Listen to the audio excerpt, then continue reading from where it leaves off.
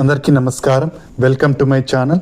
రాష్ట్ర వ్యాప్తంగా పింఛన్ల కోసం ఎదురు చూస్తున్న వాళ్ళందరికీ రాష్ట్ర ప్రభుత్వం ఒక భారీ శుభవార్తనైతే అందజేసిందండి. 50 సంవత్సరాల పెన్షను మరియు మిగిలిన 28 కేటగిరీల పెన్షన్లకు అప్లికేషన్ల స్వీకరణకు ప్రభుత్వం గ్రీన్ సిగ్నల్ అయితే ఇవ్వడం జరిగిందనమాట. 50 సంవత్సరాల పెన్షన్ కోసం ఎంతోమంది ఎదురు చూడడం జరుగుతోంది. 50 సంవత్సరాల పెన్షన్కే కాకుండా వృద్ధాప్య పెన్షను, వితంతు పెన్షను, అలాగే చేతి వృత్తుల వారి పెన్షను, ట్రాన్స్జెండర్ల పెన్షను, ఒంటరి మహిళా పెన్షను, దివ్యాంగ పెన్షను, ఇలా మొత్తం 28 కేటగిరీల్లో డబ్బులను అయితే అందజేయబోతోంది రాష్ట్ర ప్రభుత్వం. అయితే పెన్షన్లకు అప్లికేషన్లు తీసుకోవడం జరుగుతుంది.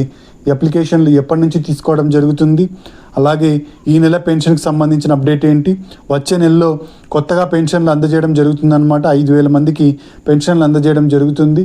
ఈ కొత్త పెన్షన్లు ఎవరికి ఇవ్వడం జరుగుతోంది, కొత్తగా అప్లై చేసుకోవాలనుకునే వాళ్ళు ఏ డాక్యుమెంట్స్ని అప్లై చేసుకోవడానికి పెట్టుకోవాలి, సిద్ధంగా ఉంచుకోవాలి, అలాగే ఎప్పటి నుంచి అప్లై చేసుకోవాలి, ఎక్కడ అప్లై చేసుకోవాలి, ఇలాంటి పూర్తి వివరాలను ఈ వీడియోలో అయితే చూసేద్దామండి.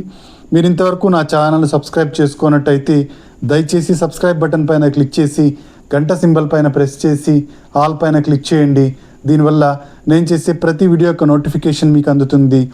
ఏపీ ప్రభుత్వ పథకాలకు సంబంధించిన ఏ సమాచారాన్ని మీరు మిస్ అవ్వకుండా ఉంటారు. లైక్ చేయండి, షేర్ చేయండి, వీడియోని ఎక్కడా స్కిప్ చేయకండి, చివరి వరకు చూడండి. దీనివల్ల ఇంపార్టెంట్ పాయింట్స్ మిస్ అవ్వకుండా ఉంటారు. ఇక ఆలస్యం చేయకుండా వీడియోలోకి అయితే వెళ్ళిపోదాం. రాష్ట్ర ప్రభుత్వం కొత్త పెన్షన్లకు అప్లికేషన్ల స్వీకరణ చేపట్టాలని గ్రీన్ సిగ్నల్ అయితే ఇవ్వడం జరిగిందండి. జూన్ 12వ తేదీనే మనకు అప్లికేషన్ల స్వీకరణ ఉంటుందని ప్రభుత్వం చెప్పడం జరిగింది. కూటమి ప్రభుత్వం అధికారంలోకి వచ్చి 2 సంవత్సరాలు పూర్తి చేసుకొని 3వ సంవత్సరంలోకి అడిగిన సందర్భంగా మనకు అప్లికేషన్ల స్వీకరణ అయితే ఉండబోతోంది అని అయితే ప్రభుత్వం ప్రకటించడం జరిగింది. అయితే కొన్ని కారణాల వల్ల ఇది పోస్ట్ పోన్ అయిందనమాట. అయితే ఎప్పటి నుంచి అప్లికేషన్ల స్వీకరణ ఉండబోతోంది అంటే జూలై నెల మొదటి వారం నుంచి కొత్త అప్లికేషన్ల స్వీకరణ అయితే ఉండబోతోందండి. ఎవరైతే పెన్షన్ల కోసం ఎదురు చూస్తున్నారో వాళ్ళందరూ తప్పకుండా అప్లై అయితే చేసుకోండి. 50 సంవత్సరాల పెన్షన్కు ముఖ్యంగా కూటమి ప్రభుత్వం అధికారంలోకి వచ్చినట్టయితే 50 సంవత్సరాలకే పెన్షన్ ఇస్తాము అని చెప్పేసి మేనిఫెస్టోలో ప్రకటించడం జరిగింది. మేనిఫెస్టోలో ప్రకటించిన విధంగా ఇప్పుడు 50 సంవత్సరాలకే పెన్షన్ ఇవ్వాలని చెప్పేసి నిర్ణయం అయితే తీసుకోవడం జరిగింది. అయితే ఒక రేషన్ కార్డులో ఒకరికి మాత్రమే 50 సంవత్సరాల పెన్షన్ ఇవ్వడం జరుగుతుందండి. ఇద్దరుంటే భార్యకు భర్తకు 50 సంవత్సరాలు నిండినట్టయితే కేవలం ఒకరికి మాత్రమే పెన్షన్ ఇవ్వడం జరుగుతుంది. కాబట్టి ఇది గుర్తుంచుకోండి. ఈ 50 సంవత్సరాల పెన్షన్ పొందాలి అంటే కొన్ని అర్హతలను అయితే చెప్తోందన్నమాట ప్రభుత్వం. అవేంటో చూద్దామండి. ఆంధ్రప్రదేశ్ నివాసి అయి ఉండాలి. 50 సంవత్సరాలు నిండి ఉన్న స్త్రీ పురుషులు ఎవరైనా అప్లై చేసుకోవచ్చు. ఇంట్లో కేవలం ఒకరికి మాత్రమే 50 సంవత్సరాల పెన్షన్ ఇవ్వడం జరుగుతుంది. ఇంకా ఎస్సీ, ఎస్టీ, బీసీ, మైనారిటీ వర్గాలకు మాత్రమే అవకాశం కల్పిస్తారు. ఓసీలకు 50 సంవత్సరాల పెన్షన్ రాదండి. ఆధార్ కార్డు కలిగి ఉండాలి. ఆధార్ కార్డులో ఆంధ్రప్రదేశ్ అడ్రస్ ఉండాలి. అలాగే తెల్ల రేషన్ కార్డు, ఏదైతే మనకు స్మార్ట్ రేషన్ కార్డు ఇచ్చారో ఆ స్మార్ట్ రేషన్ కార్డు, కొత్తగా ఇచ్చిన స్మార్ట్ రేషన్ కార్డు కలిగి ఉండాలి. ఇక డాక్యుమెంట్స్ ఏవేవి కావాలి 50 సంవత్సరాల పెన్షన్ కంటే, ఆధార్ కార్డు జిరాక్స్ కాపీ ఉండాలండి, తెల్ల ration card xerox copy, caste certificate, income certificate, Aadhaar update history, 12 నెలల కరెంటు బిల్ యొక్క డేటా స్టేట్మెంట్ ఏదైతే ఉందో ఈ స్టేట్మెంట్ ఇవ్వాల్సి ఉంటుంది.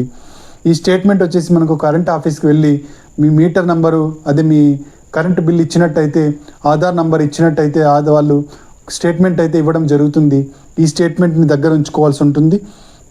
ఇక ఆధార్ అప్డేట్ హిస్టరీ అయితే మీరు ఏదైనా నెట్ సెంటర్కి వెళ్ళి ఆధార్ అప్డేట్ హిస్టరీ కావాలి అని చెప్పినట్టయితే మీ ఆధార్ నంబర్ ఇచ్చినట్టయితే ఆధార్ నంబర్కు లింక్ అయిన మొబైల్ నెంబర్కు ఓటీపీ రావడం జరుగుతుంది. ఈ ఓటీపీ ద్వారా వాళ్ళు మీకు ఆధార్ అప్డేట్ హిస్టరీ అనేది ఇవ్వడం జరుగుతుంది. ఆధార్ అప్డేట్ హిస్టరీ అంటే మీరు ఇంతకుముందు ఎప్పుడు వయసు మార్పు చేసుకోలేదు, పేరు మార్పు చేసుకున్నారా, ఏం చేసుకున్నారు, ఇలాంటి పూర్తి వివరాలు హిస్టరీలో మీకు తెలియడం జరుగుతుంది. మీరు ఒకవేళ వయసు మార్పు చేసుకున్నట్టయితే దాని గురించి ప్రభుత్వం మీకు పెన్షన్ ఇవ్వాలా వద్దా అని నిర్ణయం అయితే తీసుకోవడం జరుగుతుంది. ఇదండి మనకు ఆధార్ అప్డేట్ హిస్టరీ మరియు దీనికి సంబంధించిన సమాచారం. ఇక నెక్స్ట్ వచ్చేసి దివ్యాంగ పెన్షన్లు అండి. దివ్యాంగ పెన్షన్లకు సదరం సర్టిఫికేట్ను సబ్మిట్ చేయాల్సి ఉంటుంది. సదరం సర్టిఫికేట్లో 40% నుంచి 85% మధ్య అంగవైకల్యం ఉన్న వాళ్ళకు ప్రభుత్వం 6,000 రూపాయల పెన్షన్ ఇవ్వడం జరుగుతుందండి. ఇక 85% నుంచి 100% ఉండి మనకు కేవలం మంచానికే పరిమితం అయ్యి ఉండి లేదా వీల్ చైర్కే పరిమితమైన వాళ్ళకు 10,000 రూపాయల పెన్షన్, 15,000 రూపాయల పెన్షన్ ఇవ్వడం అయితే జరుగుతుందన్నమాట. ఇక హౌస్ హోల్డ్ మ్యాపింగ్లో మ్యాప్ అయిన వాళ్ళకు మాత్రమే పెన్షన్ ఇవ్వడం జరుగుతుందండి. ఇక వితంతు పెన్షన్లు చూసినట్టయితే భర్త చనిపోయినట్టుగా డెత్ సర్టిఫికేట్ని సబ్మిట్ చేయాల్సి ఉంటుంది. డెత్ సర్టిఫికేట్ని సబ్మిట్ చేసిన వాళ్ళకు వితంతు పెన్షన్ ఇవ్వడం జరుగుతుంది. దాదాపుగా 2 లక్షల పెన్షన్లను అందజేయాలి, వితంతు పెన్షన్లను ఈ సంవత్సరంలోనే అని చెప్పేసి ప్రభుత్వం నిర్ణయం అయితే తీసుకోవడం జరిగిందండి. మిగిలిన అన్ని పెన్షన్లు కలిపి 15 లక్షల మంది దాదాపుగా ఉన్నట్టుగా ప్రభుత్వం అంచనా వేస్తోంది. ఈ 15 లక్షల మందికి పెన్షన్లను అయితే మంజూరు చేయబోతోంది ప్రభుత్వం. 15 లక్షల మంది అప్లై చేసుకున్నట్టయితే అర్హత ఉన్న వాళ్ళందరినీ పరిశీలించి ప్రభుత్వం పెన్షన్లను అయితే అందజేయబోతోందండి. చేతి వృత్తుల వారికి సంబంధించి వాళ్ళకి సంబంధించిన ఐడెంటిటీ కార్డుని సబ్మిట్ చేయాల్సి ఉంటుంది. ఈ ఐడెంటిటీ కార్డుని సబ్మిట్ చేసిన వాళ్ళకు మాత్రమే మీకు డబ్బులు అయితే రావడం జరుగుతుందన్నమాట. ఇక ఒంటరి మహిళా పెన్షన్కు సంబంధించి భర్తతో విడిపోయినట్టుగా డైవర్స్ సర్టిఫికేట్ని సబ్మిట్ చేయాల్సి ఉంటుంది. ఈ డైవర్స్ సర్టిఫికేట్ను సబ్మిట్ చేస్తేనే మీకు డబ్బులు అయితే పడడం జరుగుతుందన్నమాట.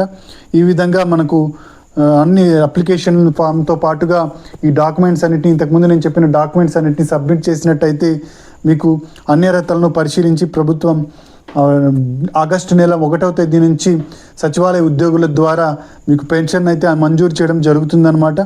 అప్లికేషన్ను తీసుకోవడం కోసం మీరు ఖచ్చితంగా అప్లికేషన్ను ఫిలప్ చేసి ఈ డాక్యుమెంట్స్ని అయితే సచివాలయంలో జూలై నెలలో అప్లై అయితే చేసుకోవాల్సి ఉంటుంది. 6 స్టెప్ వెరిఫికేషన్ ద్వారా మీకు అయితే చెక్ చేయడం జరుగుతుందన్నమాట. 6 స్టెప్ వెరిఫికేషన్లో భాగంగా మొదటగా వచ్చేసి కరెంటు బిల్లును చెక్ చేయడం జరుగుతుందండి. 300 యూనిట్ల కన్నా తక్కువ ఉండాలి. 300 యూనిట్ల కన్నా ఎక్కువ ఉన్నట్టయితే మీకు పెన్షన్ రాదు. అలాగే నెక్స్ట్ వచ్చేసి కారు ఉండకూడదు అనమాట. ఇంటి అవసరాలకి కేవలం ట్యాక్సీకి, ట్రాక్టర్కు మినహాయింపు అయితే ఇవ్వడం జరిగింది. ఇక నెక్స్ట్ వచ్చేసి ఇన్కమ్ ట్యాక్స్ అనేది పే చేస్తూ ఉండకూడదు. మీ ఇంట్లో ఎవరు ఇన్కమ్ ట్యాక్స్ అనేది పే చేస్తూ ఉండకూడదు.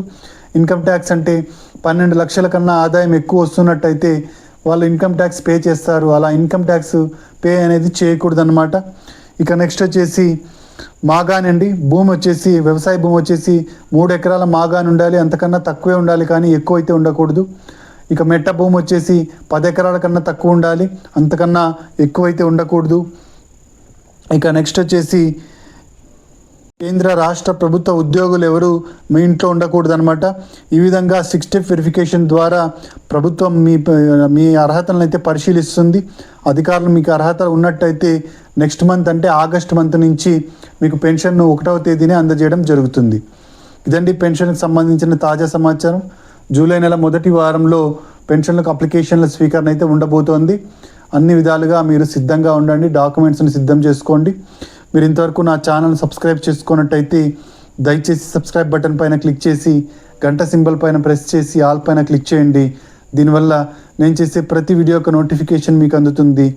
ఏపీ ప్రభుత్వ పథకాలకు సంబంధించిన ఏ సమాచారాన్ని మీరు మిస్ అవ్వకుండా ఉంటారు. లైక్ చేయండి, షేర్ చేయండి. కింద హైప్ బటన్ ఉంటుంది, హై పాయింట్స్ ఇవ్వడం మర్చిపోకండి. Thank you for watching.